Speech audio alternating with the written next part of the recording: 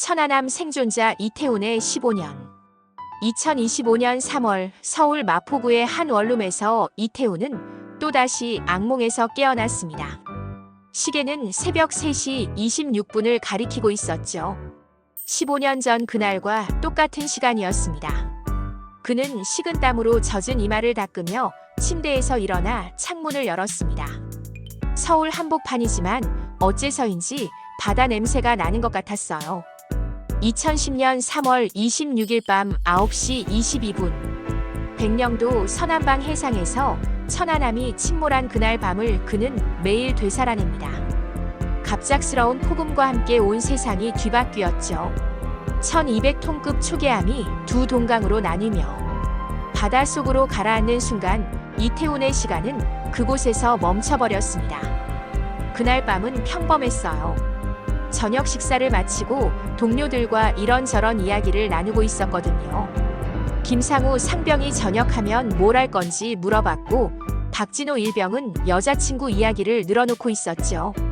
그런데 갑자기 그의 목소리가 떨렸습니다. 15년이 지나도 그 순간을 말할 때면 여전히 목이 메었어요. 폭발음과 함께 모든 것이 어둠 속으로 사라졌다고 했습니다. 함정이 완전히 두 동강 나면서 46명의 장병이 차가운 서해 바다에 빠졌죠. 모두가 죽은 줄 알았어요. 나도 곧 따라갈 줄 알았고요. 그는 그날 밤을 이름들이 바다에 삼켜진 밤이라고 부릅니다. 김상우, 박진호, 이창훈, 서정우. 그와 함께 웃고 울던 동료들의 이름이 파도 속으로 사라진 밤이었어요. 58명 중 12명만이 구조되었고 46명은 영영 돌아오지 못했습니다. 매일 밤 그는 그들의 이름을 속으로 불러봅니다. 목소리가 바다까지 닿을 수 있다면, 그들이 들을 수 있다면 얼마나 좋을까 하면서요. 하지만 돌아오는 건 언제나 침묵뿐이었습니다. 차가운 서해 바다의 침묵이죠. 15년 전 그날 밤 이태훈은 살아남았습니다. 하지만 그는 말합니다. 살아남은 게 아니라 남겨진 거예요. 뭔가를 해야 하는 사람으로 남겨진 거죠. 무엇을 해야 하는지는 몰랐지만 분명한 건 그가 혼자가 아니라는 것이었습니다.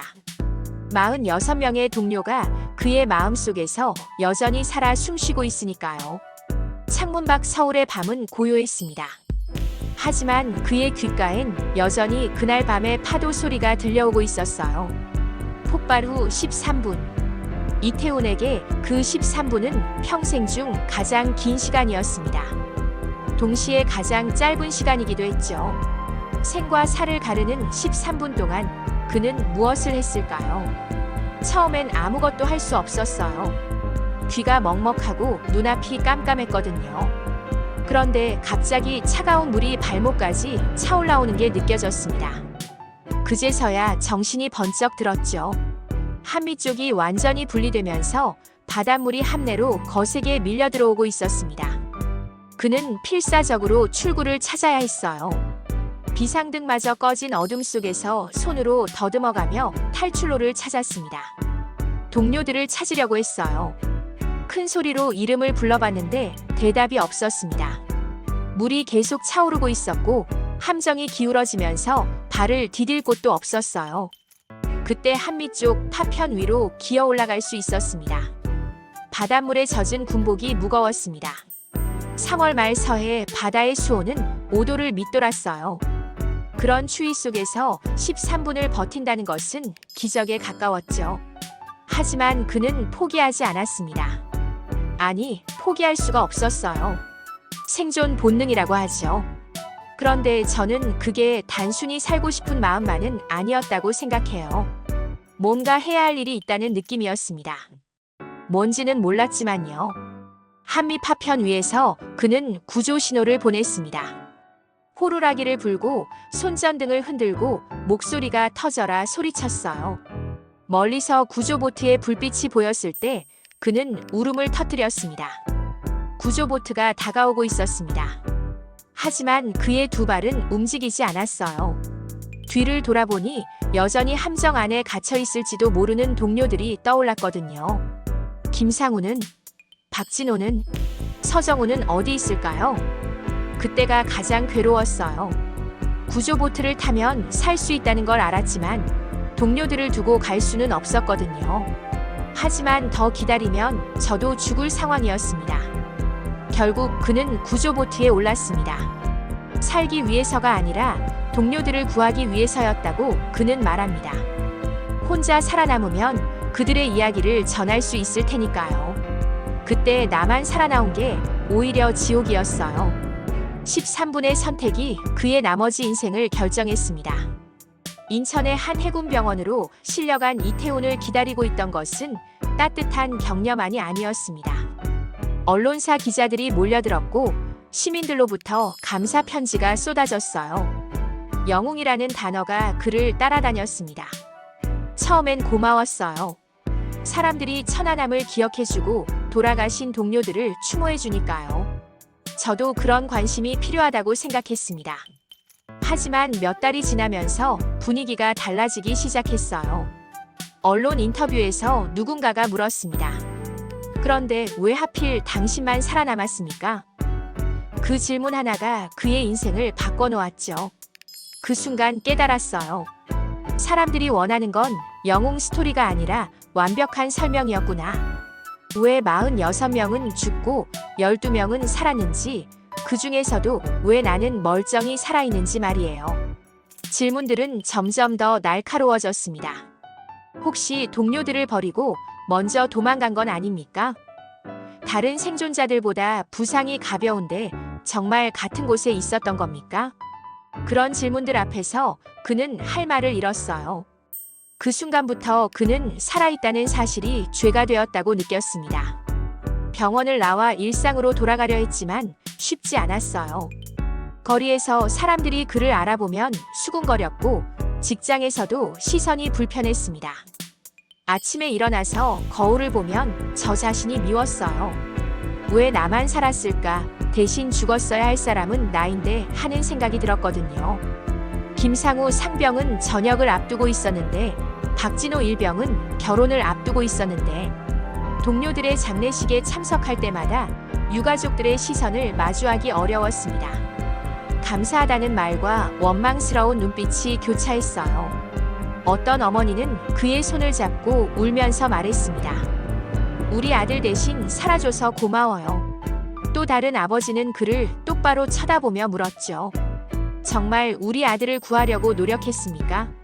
그는 답할 수 없었습니다.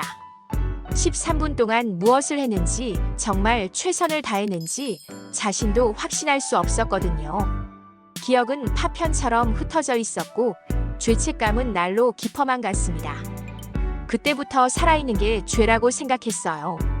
매일 밤 그들에게 미안하다고 사과했지만 용서받을 수 있을 거라는 희망은 없었습니다. 시간이 흘러가면서 사람들의 관심도 서서히 사라져갔습니다. 천안함 사건이 일어난 지 2년, 3년이 지나자 언론에서도 더 이상 그를 찾지 않았어요. 국민들의 기억 속에서도 천안함은 점점 멀어져 갔죠. 한편으로는 다행이었어요. 더 이상 사람들 시선을 신경 쓰지 않아도 되니까요. 하지만 동시에 서운했습니다. 동료들마저 잊혀지는 것 같았거든요. 하지만 완전히 잊혀진 건 아니었습니다. 매년 3월 26일이 되면 그는 추모식에 참석해야 했어요. 유가족들과 함께 헌화하고 묵념하고 간단한 인사말을 나누는 시간이었죠. 추모식에 가면 복잡한 감정이 들었어요. 가야 할 의무는 있는 것 같은데 가면 또 괴로웠거든요.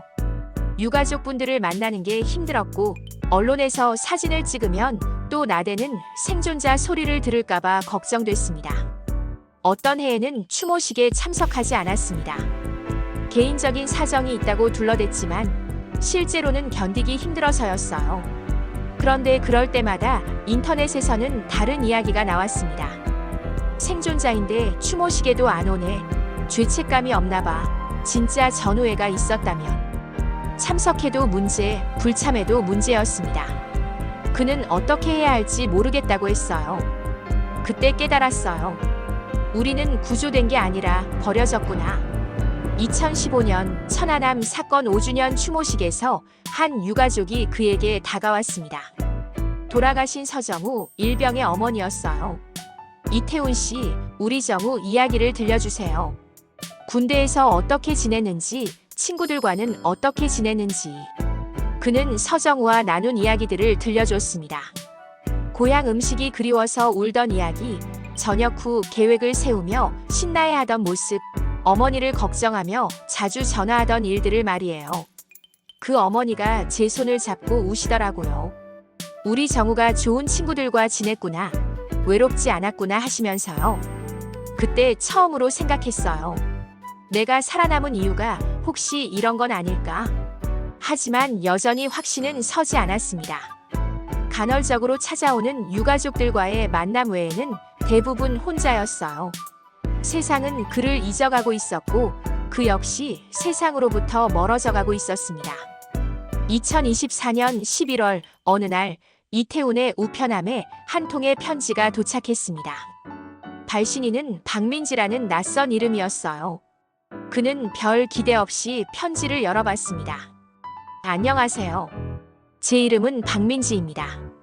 갑자기 편지를 보내서 놀라셨을 것 같아요. 저는 박진호의 딸입니다. 편지를 읽는 그의 손이 떨렸습니다. 박진호. 함께 웃고 떠들던 동료 여자친구 이야기를 늘어놓던 그 친구의 딸이라니. 15년 만에 받는 편지였어요. 아빠가 돌아가셨을 때 저는 겨우 1살이었어요. 아빠에 대한 기억이 전혀 없었습니다. 엄마도 아빠 이야기를 잘해주지 않으셨어요. 너무 아파하셔서 말이에요. 민지는 올해 고등학교 3학년이 되었다고 했습니다. 진로를 정하면서 아버지에 대해 알고 싶어졌다고 했어요. 그래서 천안함 관련 자료들을 찾아보다가 이태훈의 인터뷰 기사를 발견했다고 했습니다. 기사에서 이태훈 선생님이 박진호 일병은 밝고 성실한 친구였다고 하신 걸 봤어요. 여자친구 이야기를 자주 했고 전역하면 결혼할 계획이었다고도 하셨더라고요. 그 여자친구가 바로 우리 엄마였습니다. 편지는 계속 이어졌습니다. 민지는 아버지가 어떤 사람이었는지, 군대에서는 어떻게 지내는지 궁금하다고 했어요. 혹시 시간이 되시면 만나서 이야기를 들려달라고 부탁했습니다. 당신이 살아줘서 우리 아빠 이야기를 들을 수 있었어요. 그 한 줄을 읽는 순간 이태훈은 15년 만에 처음으로 소리내어 울었습니다. 아무도 없는 방에서 혼자 편지를 붙들고 흐느꼈어요. 15년 동안 내가 왜 살아남았는지 모르겠다가 그 편지를 받고 나서야 알 것 같았어요. 내가 기억하고 있는 그들의 모습을, 그들의 꿈을, 그들의 사랑을 전하라는 뜻이었구나. 그는 곧바로 민지에게 답장을 썼습니다. 만나서 박진호에 대한 모든 이야기를 들려주겠다고 했어요. 그가 얼마나 착한 사람이었는지, 엄마를 얼마나 사랑했는지, 태어날 딸을 얼마나 기다렸는지를 말이에요. 2024년 12월 그는 민지와 그의 어머니를 만났습니다. 3시간 동안 박진호의 이야기를 들려줬어요. 민지는 아버지에 대한 이야기를 들으며 울기도 하고 웃기도 했습니다. 선생님 덕분에 아빠를 만난 것 같아요. 정말 감사합니다. 그날 이후 이태훈은 달라졌습니다. 자신이 해야 할 일이 무엇인지 분명해졌거든요. 2025년 3월 천안함 15주기를 앞두고 이태훈은 중요한 결정을 내렸습니다. 백령도에 있는 천안함 추모비를 찾아가기로 한 것이었어요. 15년 만에 처음으로 그곳에 가보는 것이었습니다. 무서웠어요.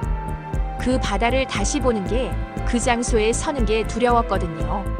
하지만 가야 한다고 생각했습니다. 이제는 피할 수 없다고 생각했어요.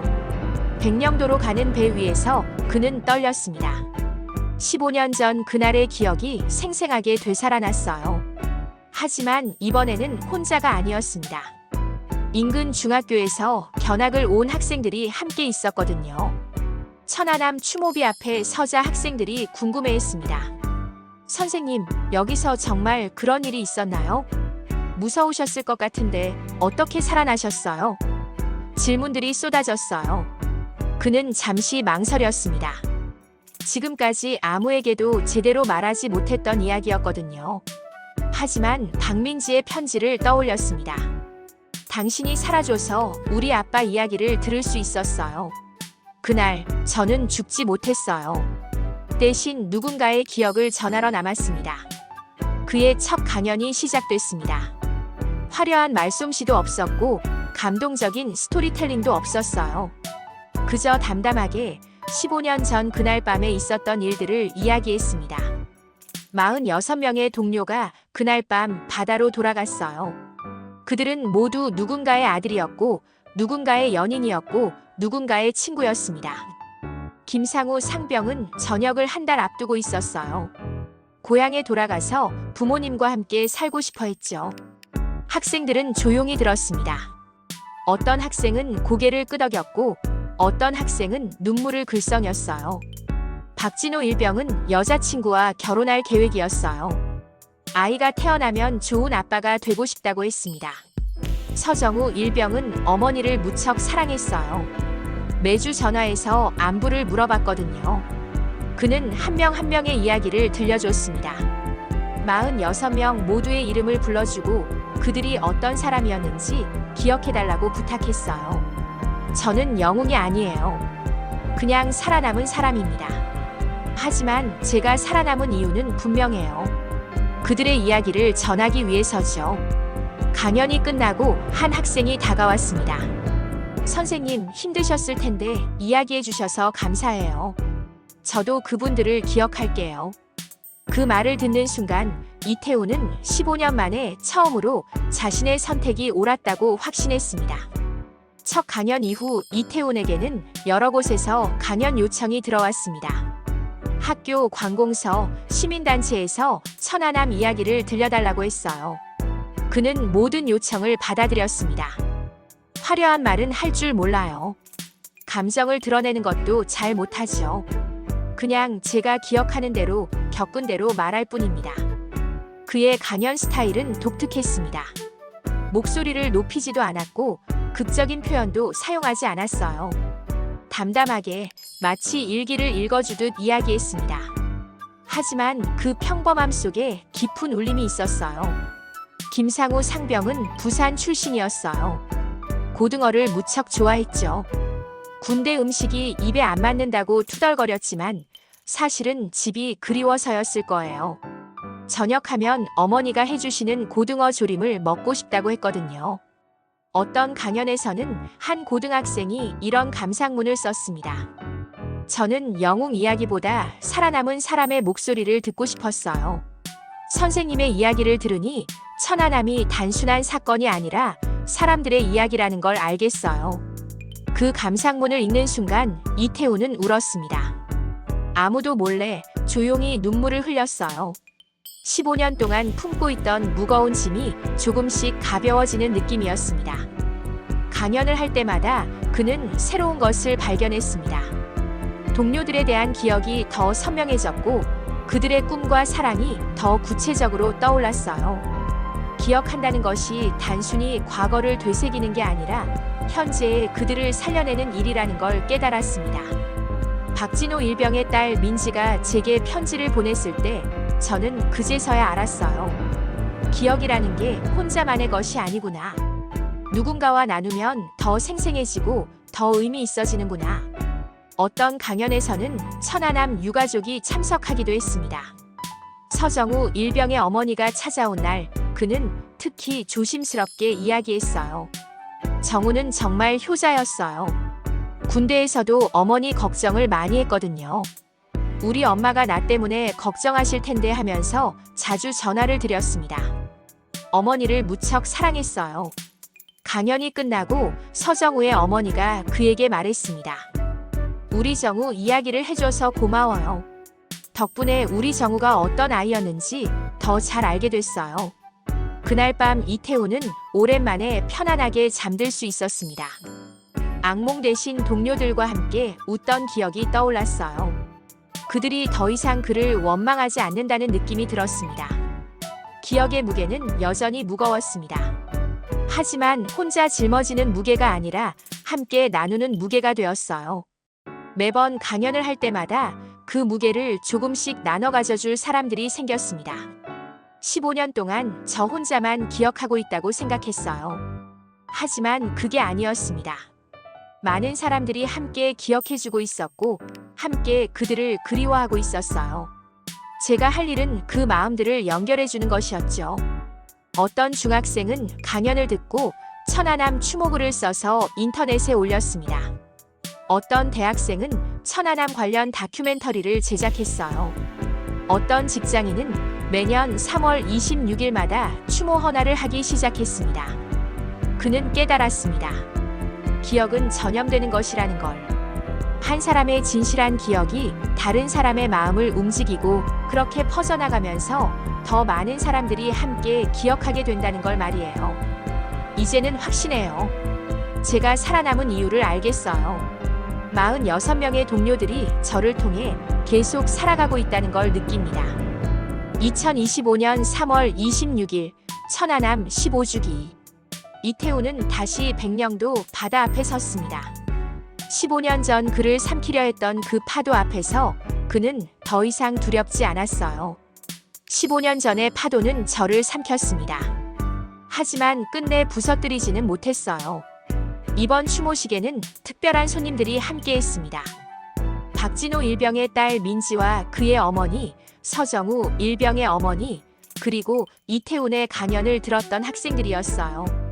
처음으로 그는 혼자가 아니었습니다. 추모사를 읽는 그의 목소리는 떨리지 않았습니다. 15년 동안 연습해온 이야기였거든요.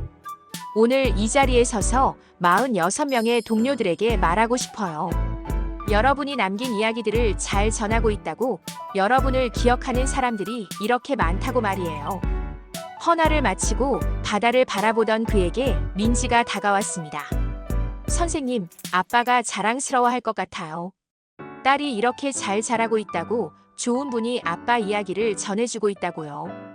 그는 고개를 끄덕였습니다. 네, 진호 아빠가 정말 자랑스러워 하실 거예요.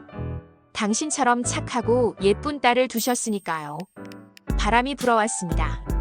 15년 전과 같은 서해 바다의 바람이었지만 이번에는 다르게 느껴졌어요. 따뜻하고 부드러웠습니다. 우리는 이긴 게 아니에요. 다만 버티고 살아낸 겁니다. 그는 파도를 바라보며 말했습니다. 파도는 여전히 밀려왔다가 물러갔어요. 끝없이 반복되는 그 움직임 속에서 그는 시간의 흐름을 느꼈습니다. 모든 것은 변하지만 기억은 남는다는 걸 깨달았어요. 그게 군인이니까요. 그리고 한국 사람이니까요. 그의 마지막 말이 바람에 실려 바다로 퍼져나갔습니다. 46명의 동료들이 들을 수 있기를, 그들이 평안하기를 바라는 마음으로 말이에요. 추모식이 끝나고 일행들과 함께 배를 타고 돌아가는 길, 이태우는 처음으로 서해 바다가 아름답다고 생각했습니다. 15년 만에 처음으로 그 바다와 화해한 순간이었어요. 배 위에서 그는 다음 강연 계획을 세웠습니다. 더 많은 학교를 찾아가고 더 많은 사람들에게 동료들의 이야기를 들려주기로 했어요. 46명의 이야기를 46번이 아니라 460번, 4600번 할 생각이었습니다. 이제 시작이에요. 진짜 할 일이 기다리고 있거든요. 서울로 돌아가는 배 위에서 그는 새로운 편지를 쓰기 시작했습니다. 46명의 동료들에게 보내는 편지였어요. 15년 늦은 편지였지만 이제라도 전하고 싶은 말들이 있었거든요. 김상우, 진호, 정우. 여러분의 이야기를 계속 전하겠습니다. 여러분이 살았던 증거를, 사랑했던 흔적을 세상에 남기겠어요. 그게 제가 할 수 있는 일이니까요. 파도는 여전히 배를 흔들었지만 그는 더 이상 무섭지 않았습니다. 46명의 동료와 함께라면 어떤 파도든 이겨낼 수 있을 것 같았어요. 15년 만에 그는 진정한 생존자가 되었습니다. 단순히 살아남은 사람이 아니라 살아갈 이유를 찾은 사람으로 말이에요. 기억은 사라지지 않는다. 다만 전하는 사람이 필요할 뿐이다. 천안함 생존자 이태훈의 15년 이야기입니다.